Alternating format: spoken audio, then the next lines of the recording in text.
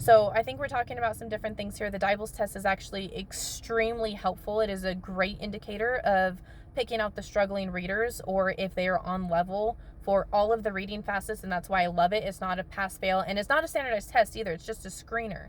So this I can do with your child to be like, they're on level, they're not on level. What actual level are they reading at? And we can actually see, oh, they're supposed to be in 3rd grade. Well, they're reading at a middle of year 1st grade level.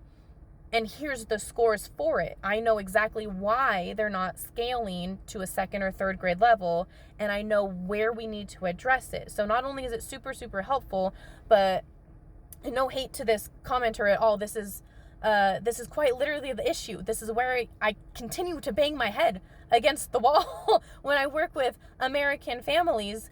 I came from an ESL background. I used to only work with kids in China. We were doing ESL. They're learning to speak the language, so was reading a part of that, absolutely, but that was never the hard part.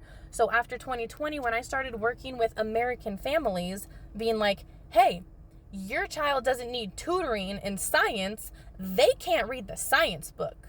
And when you say even well-read adults would have issues with nonsense words, no, they shouldn't. That's quite literally the problem. Is if you are an adult, or if you are anyone past 3rd grade and you have issues sounding out words like scorm because it's not a real word and you can't assume what it is, you're not well-read.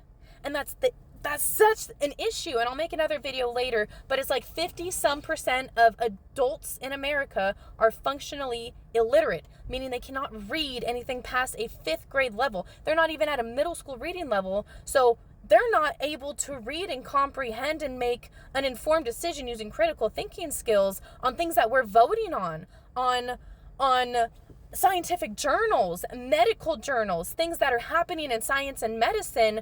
That's so far over most adults' head in this country, and we've normalized it. We've normalized it to be like, oh, if your child can read and sound out phonetically these fake words, they must be gifted and talented, because that's not normal.